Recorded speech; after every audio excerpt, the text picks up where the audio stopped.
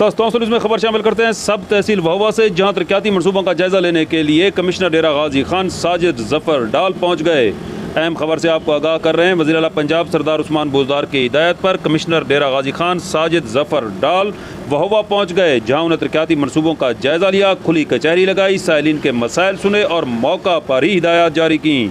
इस मौका पर assistant commissioner Taunsa Nasir Shahzad Dogar, deputy director development Waseem Akhtar Jatoi, assistant director development Mohammad Adeel और दीगर अफसरान भी उनके हमरा थे।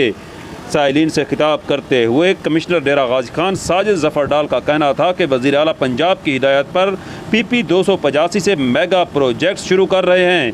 आज के दौरे का मकसद वज़ीर आला की हिदायत पर तरक्याती मनसूबों के लिए मुजवज़ा जगहों का तफसीली मुआयना करना है। तरक्याती मनसूबों की फिजिबिलिटी स्टडी तैयार करके मंजूरी के लिए वज़ीर आला को भेजी जाएगी और जारी मनसूबों की बर वक्त तकमील के लिए हिदायत जारी की गई।